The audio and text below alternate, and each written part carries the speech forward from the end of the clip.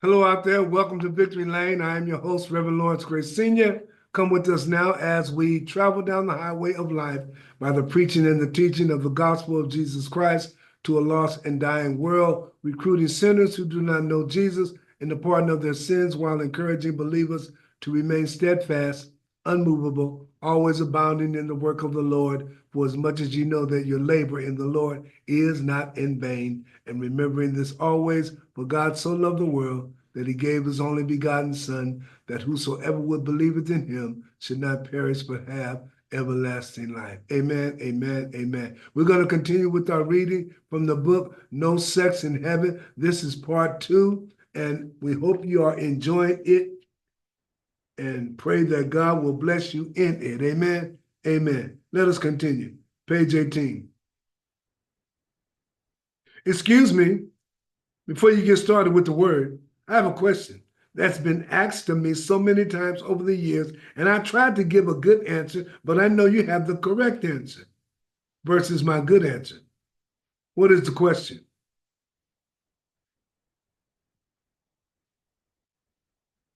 Well,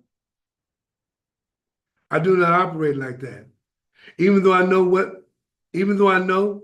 what you are thinking when you think what you think, and I know what you want to say and what you are going to say before you say it, but I still want to hear it coming from you. Why? Since you already know.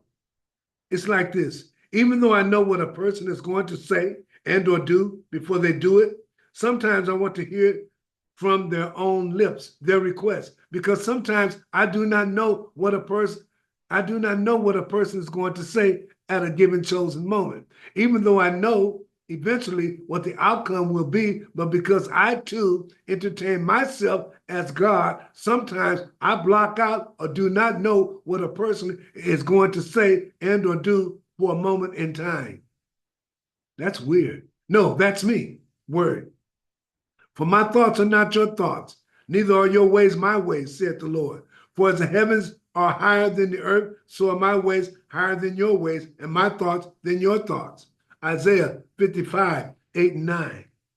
Now, what is it that you want to say? Okay. Here goes. Why do bad things happen to good people?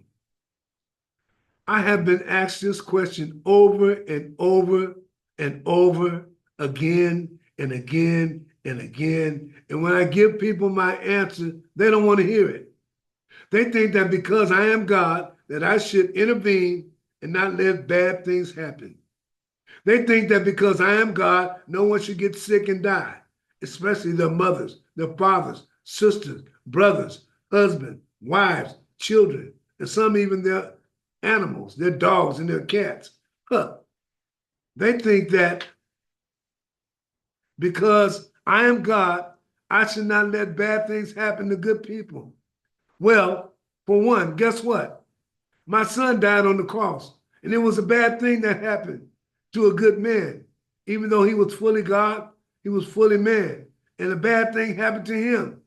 And because a bad thing happened to him, bad things happened to people because he suffered, bled, and died on the cross for the sins of the world. Yeah, but I'm not him. And why do bad things happen to good people? You getting the attitude? Yeah. And I hope you don't strike me down, but sometimes we people get mad at you for letting bad things happen to us. Well, rightfully so. And I understand everyone's feelings and concern. But the reason bad things happen to good people is because evil is in the world. And as long as there's evil in the world, bad things are going to happen to good people and bad people. Word. Nah. It's better that you understand this way. The rain falls on the just and the unjust, and there's no discrimination when it comes to bad things happening to good people, even in sickness and death. No one is above board, and as long as this earth exists, that is the way it is, and that is the way it is going to be until I come again on Judgment Day. Then and only then will this corrupt and wicked world will be changed. So you let bad things happen to good people. No, I allow bad things to happen to good people and bad people. And that is the way of this world. You allow bad things to happen to good people and bad people. Yes. So no one should ever feel exempt, even though they will, because of their human existence, that they are being picked on by me, because everyone on earth will have their day. Just as Job. Who? Job. Why would I want to ask the people on my job? I did not say job. I said Job. Job, like job, like I said, what do my job have to do with our conversation? Not job, Job. Or let me put it to you like this, Joe. Now, who is Job? I'm trying to get you to understand what I'm saying. Can you read the words that are coming out of my mouth? Funny, very funny. You seen Rush Hour also with Eddie Murphy and Jackie Chan. Well, I like to see a good movie every now and then. Let me try it again. It is Joe, Joe with the letter B. Joe, so you say Joe with the letter B. I still don't understand. Job. Job. Oh, I get it. Job. Yes, Job. Job. Job is job. Oh, Job is job. Oh, okay. Job with the B is spelled J-O-B. And it is pronounced as Job with the B, and not like Job, like job. Yes, finally. Well, why didn't you say that in the first place? I did, but anyway, great, tell the story. Word. There was a man in the land of Uz whose name was Job. That man was perfect and upright, one that feared God and eschewed evil, avoided evil. And there were born unto him 7 sons and 3 daughters. Job 1 and 2. Wow, he had a lot of children. Right. Word. His substance also was 7,000 sheep, 3,000 camels, 500 yokes of oxen, cattle, 500 she-asses, donkeys, and a very great household, maids and servants. So this man was the greatest of all the men of the East. What do you mean great? I mean his substance was beyond measure. Oh, okay, word. And his sons went and feasted in their houses, everyone his day, and sent and called for their sisters to eat and drink with them. Job 1 and 4. Hey God, I hate to interrupt you, but what does this have to do with my question about bad things happening to good people? May I continue, please? Patience. Jeez. Okay, my bad. Word. Now there was a day when the sons of God came to present themselves before the Lord, and Satan came also among them. Really? Really? Please. Okay. Thank you. But I need to ask you just one question before you continue. You know you keep interrupting my flow. I apologize. Go ahead and ask. But you already know what I'm going to ask. We went over this already. Ask anyway. I need to hear it from your mouth. Okay, here goes. Who are the sons of God? Angels who are or were at this time of my hierarchy in heaven. And you allow Satan to come along with them in your presence? At that time, yes, I did. May I finish, please? Sure. Word. And the Lord said unto Satan, whence comest thou? Then Satan answered the Lord and said, from going to and fro in the earth, and from walking up and down in it. And the Lord said unto Satan, hast thou considered, thought about my servant Job, that there is none like him in the earth, a perfect and an upright man, one that feareth God and have reverence for God and eschews, avoid evil. Then Satan answered the Lord and said, do Job really fear you, God, for nothing? So this Job fellow was a perfect and upright man who had reverence for you, and you challenged Satan to test him. Am I right? You're right. So what happened next? Hold on, I tell you. Word. Satan answered the Lord and said, does Job have any fear for you for nothing? Has thou not made a hedge about him, about his house, and about all that he hath on every side? Thou hast blessed the work of his hands, and his substance is increased in the land. Job 1, 9 and 10. I take it then that he was really well off. Well, let me put it to you like this. He equaled the monetary status as the Donald Trumps and Warren Buffett's or Bill Gates of your day today. Oh, he was really rich. Yes, really rich. Shall I continue? Yes, please. Word. But put forth thine hand now, and touch all that he hath, and he will curse thee to thy face. And the Lord said unto Satan, Behold, all that he hath is in thy power, only upon himself put not forth thine hand. So Satan went forth from the presence of the Lord. Job 1, 11 and 12. So Satan used to come and go in your presence back in the day? Yes, he did. Why was that? I was testing him too as he tried to test me. Many people mess up trying to test me. They forget that I am God. Now, here's where the story gets really deep. So listen up. Gotcha. Word. And there was a day when the sons and daughters were eating and drinking wine in their eldest brother's house. And there came a messenger unto Job and said, The oxen were plowing, and the ass was feeding beside them. And the Sabians fell upon them and took them away. Yea, they have slain the servants with the edge of the sword, and I only am escaped along to tell thee. While he was yet speaking, there came also another and said, The fire came down, the lightning is fallen from heaven, and had burnt up the sheep and the servants and consumed them, and I only am escaped along to tell thee. While he was yet speaking, there came also another and said, The Chaldeans made out 3 bands and fell upon the camels and have carried them away, yea, and slain the servants with the edge of the sword, and I only am escaped along to tell thee. Job 1, 13 through 17. While he was yet speaking, more bad news? I'm trying to tell my story, please. Okay, my bad. There came also another and said, Thy sons and daughters were eating and drinking wine in the eldest brother's house. Please, please. I don't think I can bear to hear any more bad news for this fellow named Job. Man, I feel for him. You mean to tell me that Job was your man and you let this stuff happen to Job? Really? Really? Please. Well, you wanted to know why bad things happen to good people, and Job was really, really good. Can I go on? I guess so. What choice do I have? None. Word. And behold, there came a wind from the wilderness and smote the 4 corners of the house, and it fell upon the young men, and they are dead, and I am only escaped alone to tell thee. Job 1, 18 and 19. Let me get this straight. A hurricane came and wiped out all his children. And Job lost everything that he had, even his children. Yes, everything. Wow. What happened next? Because that's enough to drive a man crazy.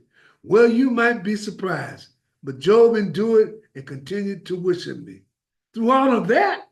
Yes, word. Then Job arose and rent his mantle and shaved his head and fell down upon the ground and worshiped and said, Naked came I out of my mother's womb, and naked shall I return. The Lord giveth, and the Lord taketh away. Blessed be the name of the Lord. And all of this, Job sinned not, nor charged God foolishly.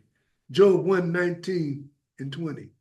Well, I must say, this fellow Job is a better man than me, because frankly, I think even though I love you, God, I would have went off on you. I understand. People do that towards me all the time when they lose their loved ones. Some even curse me, not understanding that it is a way of life while living on earth, and that is just the way it is. But you can change that. I know, and I am when I come back for the day of judgment. In the meantime, as tough as it is, that's life while living on earth. Wow. Yes. You know, you got to take the good with the bad, the crooked with the straight, and the bitter with the sweet.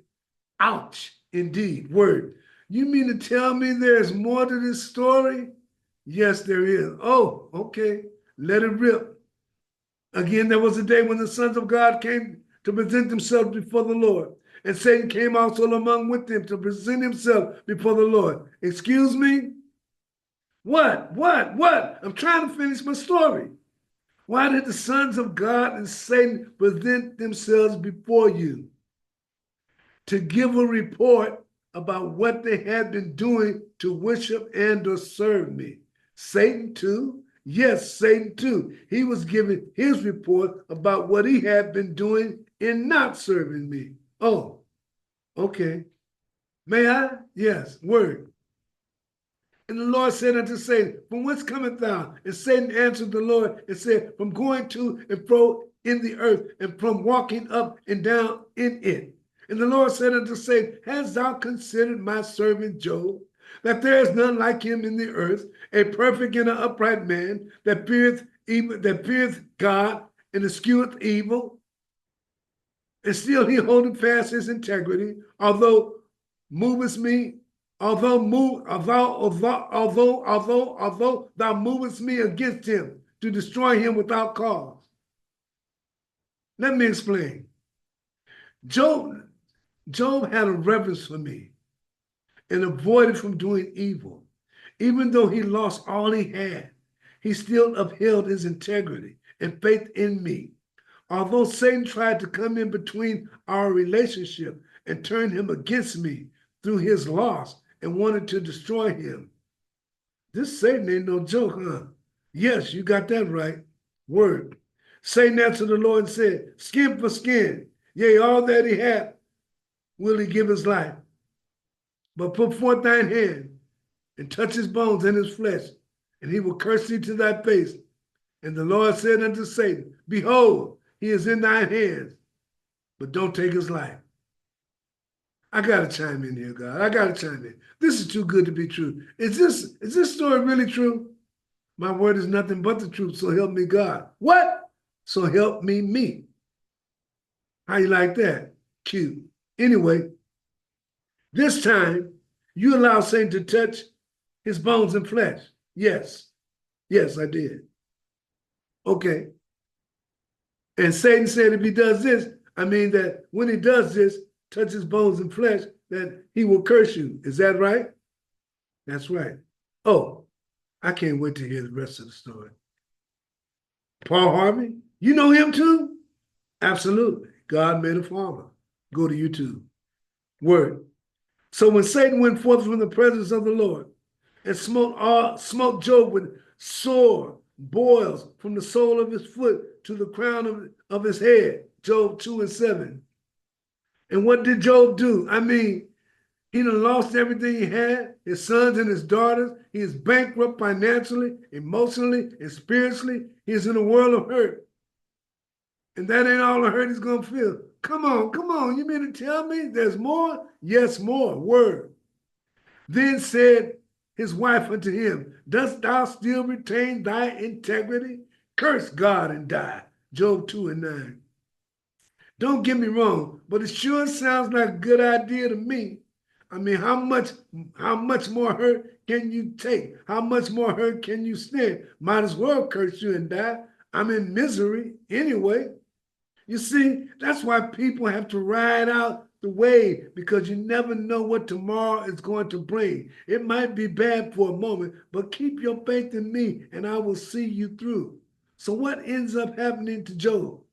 Because of his faithfulness in serving me and in doing all of those trials and tribulations, I rewarded him. Word.